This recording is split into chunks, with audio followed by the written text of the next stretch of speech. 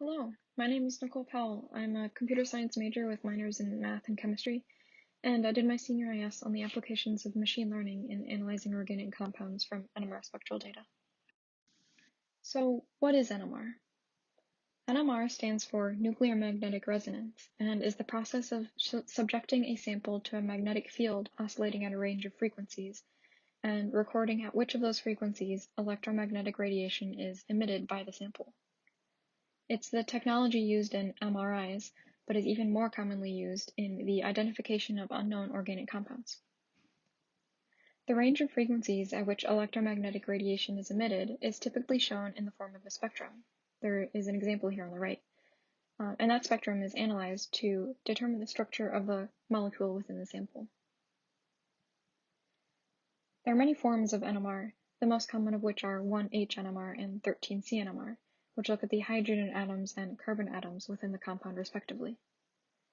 These two forms are what were looked at in this project. So why did I decide to focus on this?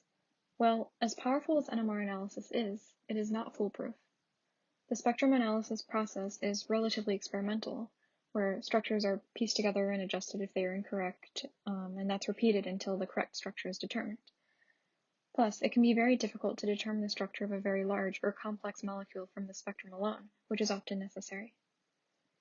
The goal of my project was to simplify this analysis process and work toward semi or even fully automating it.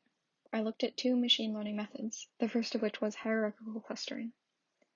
Hierarchical clustering is a form of what's called unsupervised learning, meaning the clusters that are formed are unlabeled and unknown beforehand. The goal of hierarchical clustering in this case was to group organic compounds into clusters of similar structures based solely on NMR spectra. The way hierarchical clustering works is by mathematically determining which data points, or NMR spectra in this case, are most similar and combining them into one data point. This process is repeated until we have only one data point. This forms what is called a dendrogram, an example of which is shown on the right. This dendrogram can then be split to form the desired number of clusters. For example, if this dendrogram were split in the A-B interval, we would have 4 clusters. The other form of machine learning I looked at was decision trees. Decision trees, unlike hierarchical clustering, is a form of supervised learning, meaning the class labels are known ahead of time. For example, the decision tree shown on the right has the classes insect, amphibian, bird, and mammal. A decision tree can be read in the form of if-else rules based on the value of the attributes. For example, if something has a vertebrae, does not have fur, and does have wings, then it is a bird. This is, of course, extremely oversimplified, but it is just to show how rules can be formed from attribute values or whether something has specific characteristics, as in this case.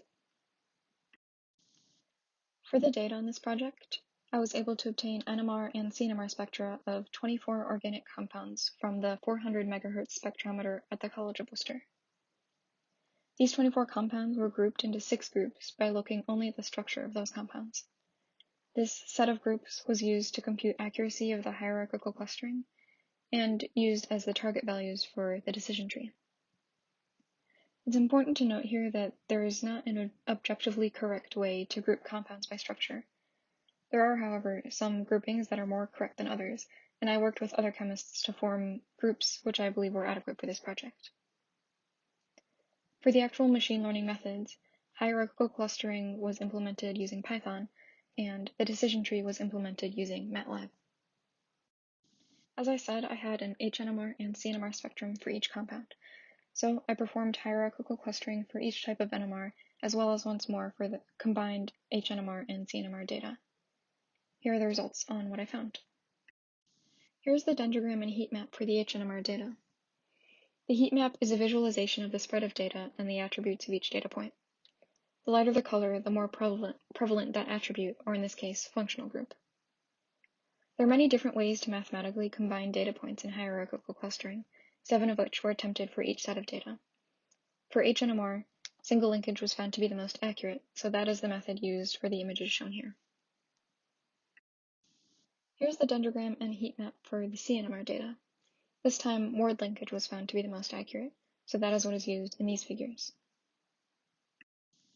And here's the dendrogram and heat map for the combined HNMR and CNMR data.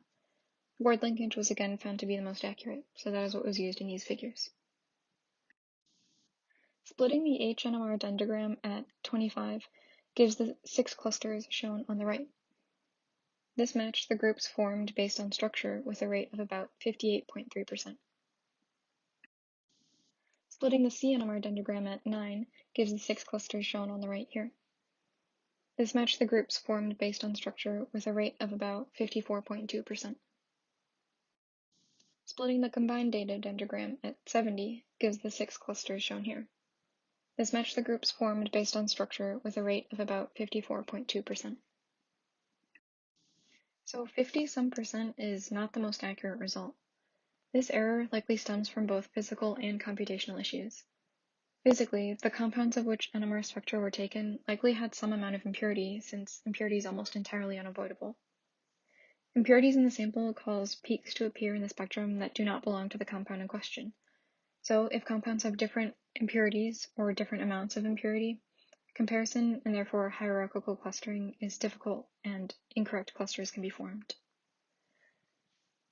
The data in this project were discretized. This was necessary because we were starting with a continuous spectrum, but it causes some loss of data. This likely causes a loss in accuracy of comparisons and clustering. Finally, and probably most crucially, is the small size of the dataset. 24 compounds with the number of attributes used, which ranged from 7 to 21, creates a very sparse set of data points. Because of this, meaningful relationships between them can be hard to find. But even with this error, the hierarchical clustering can still provide some valuable information, such as the perceived similarity of compounds and which compounds or functional groups specifically may be mistaken for one another when analyzing an NMR spectrum. The second form of machine learning used to explore the idea of computer-automated NMR analysis was decision trees. The set of groups I mentioned before was used as the target classification vector, so the program was trained to classify the compounds from the spectra in the way that they were grouped based on the structure.